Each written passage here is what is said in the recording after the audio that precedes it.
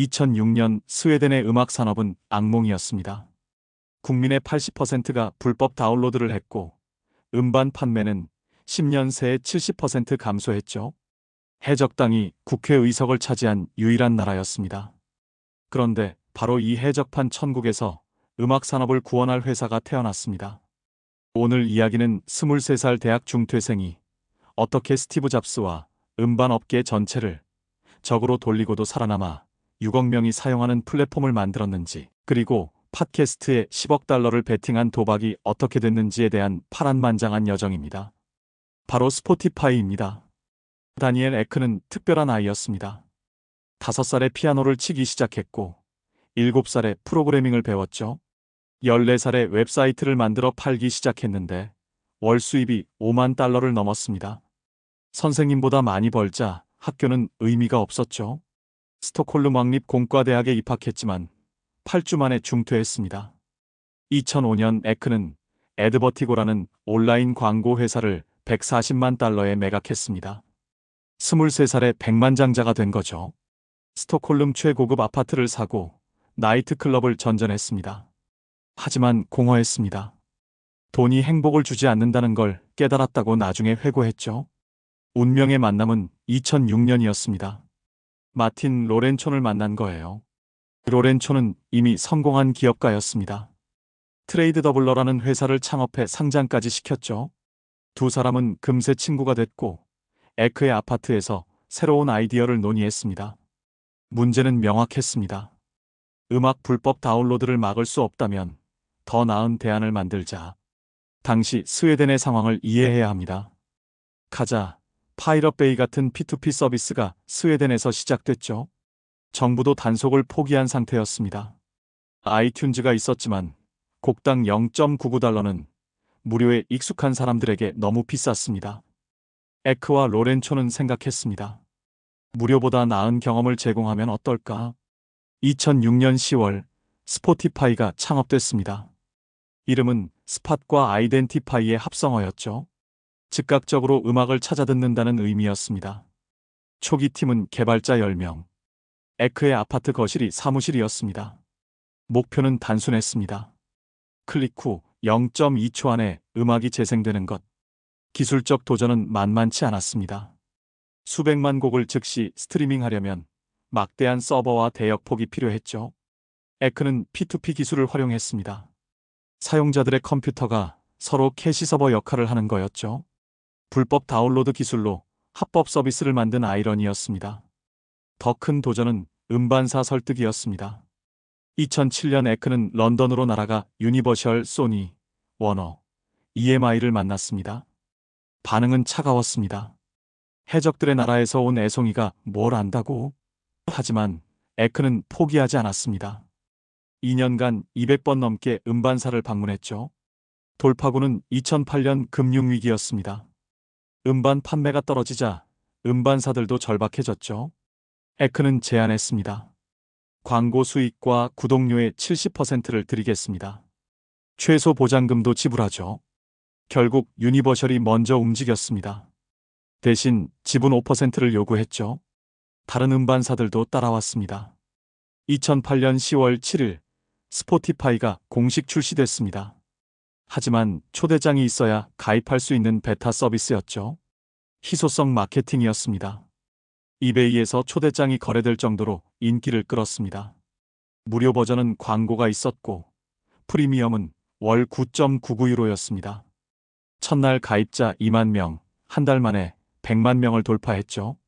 2009년 쇼온 파커가 등장했습니다. 넵스터 창업자이자 페이스북 초대 사장이었죠. 그는 에크를 만나자마자 반했습니다. 이것이 내가 넵스터로 꿈꿨던 것이다. 파커는 개인적으로 1,500만 달러를 투자했고 실리콘밸리 인맥을 연결해 줬습니다. 이사회에도 합류했죠. 2011년 6월 A라운드에서 1억 달러를 조달했습니다. DST 글로벌, 엑셀 파트너스, 클라이너 퍼킨스가 참여했죠. 기업 가치 10억 달러.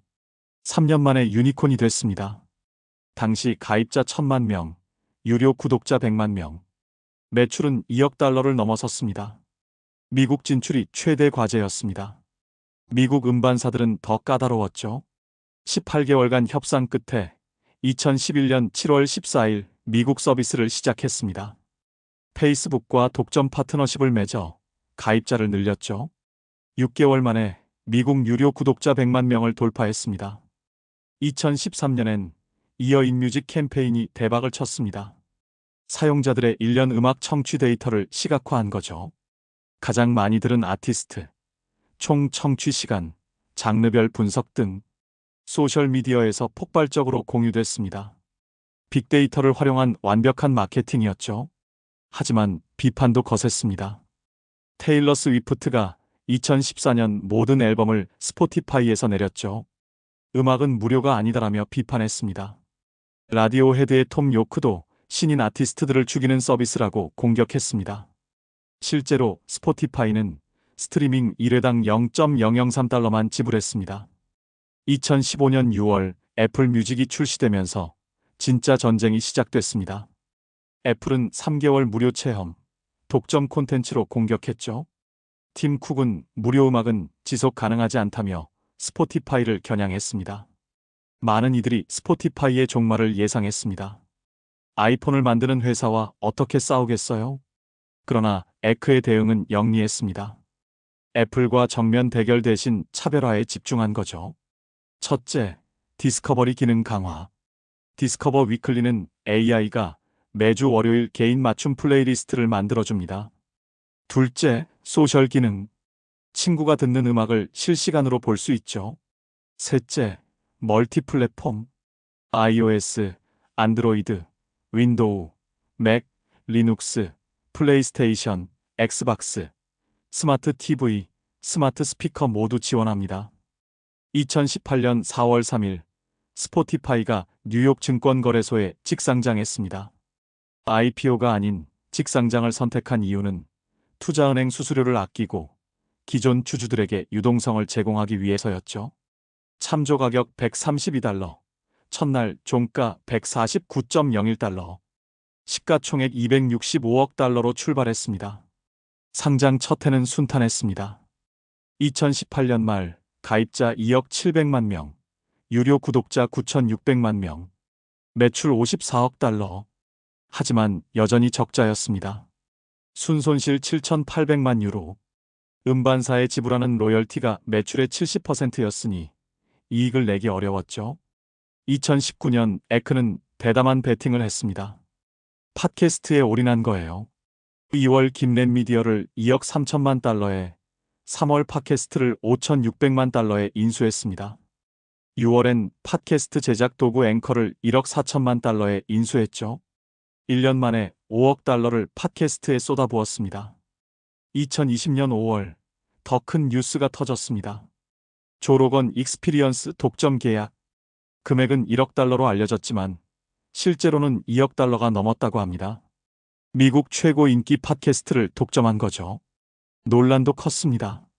로건의 코로나 백신 관련 발언으로 닐 영 같은 아티스트들이 항의 차원에서 스포티파이를 떠났죠. 그러나 2021년은 절정의 해였습니다. 코로나로 집콕 생활이 늘면서 스트리밍이 폭발했죠. 2021년 2월 주가는 387달러로 역대 최고를 기록했습니다. 시가총액 690억 달러, 가입자 3억 4,500만 명, 유료 구독자 1억 5,500만 명, 매출 94억 달러를 기록했습니다. 하지만 2022년부터 하락이 시작됐습니다. 팟캐스트 투자가 기대만큼 수익을 내지 못했고 금리 인상으로 성장주 전체가 폭락했죠. 2022년 12월 주가는 69달러까지 떨어졌습니다. 정점 대비 82% 하락. 시가총액 800억 달러가 증발했습니다. 2023년 1월 에크는 뼈아픈 결정을 내렸습니다. 직원 6%인 600명을 해고한 거죠. 6월과 12월에 추가로 1,500명을 더 해고했습니다. 전체 직원의 17%를 줄인 겁니다. 너무 빨리 성장했다는 게 에크의 반성이었습니다. 하지만 구조조정의 효과는 즉각적이었습니다. 2023년 3분기 창업 17년 만에 처음으로 분기 흑자를 기록했습니다. 순이익 6,500만 유로. 4분기엔 더 늘어나 1억 900만 유로를 기록했죠. 2024년 1분기도 1억 9,700만 유로 흑자. 드디어 수익성 있는 회사가 된 거예요. 가격 인상도 효과적이었습니다. 2023년 7월 미국 프리미엄 요금을 9.99달러에서 10.99달러로 올렸죠. 이탈률은 우려보다 낮았습니다. 음악 없는 삶을 상상할 수 없는 사람들이 많았던 거예요. 2024년 6월 또다시 11.99달러로 인상했습니다. AI 활용도 주목할 만합니다. DJ라는 AI 기능은 개인화된 음악과 음성 코멘터리를 제공합니다. 실제 DJ처럼 곡을 소개하고 분위기를 만들죠. 데이리스트는 시간대별로 다른 플레이리스트를 자동 생성합니다. 아침엔 활기찬 곡, 저녁엔 차분한 곡 같은 시기죠.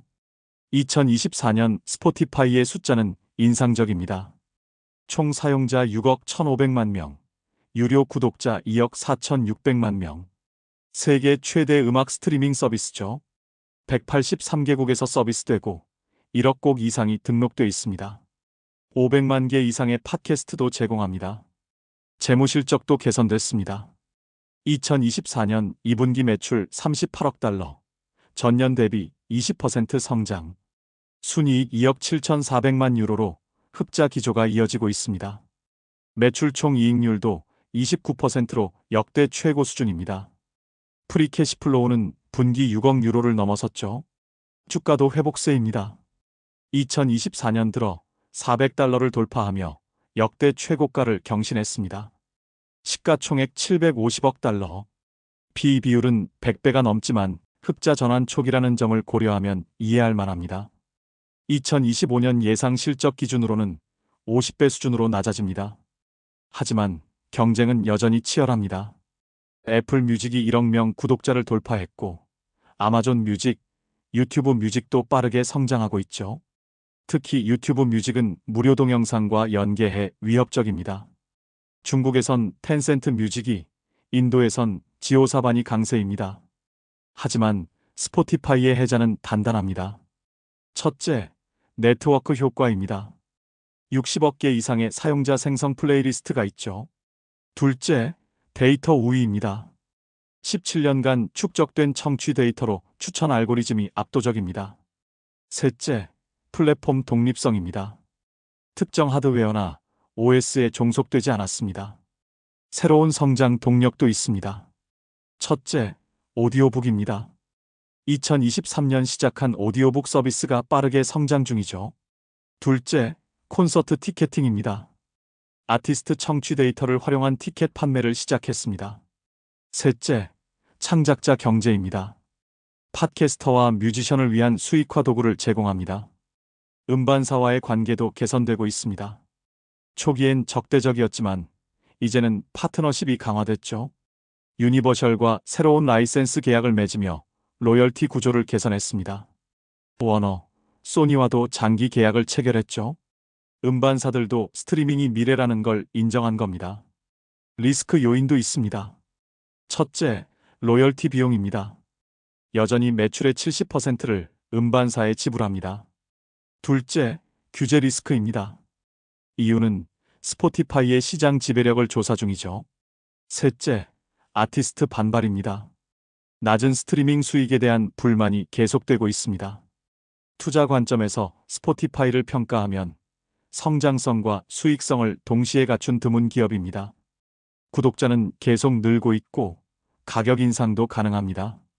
팟캐스트와 오디오북으로 TAM도 확대되고 있죠. 다만 밸류에이션이 높고 경쟁이 치열한 점은 유의해야 합니다.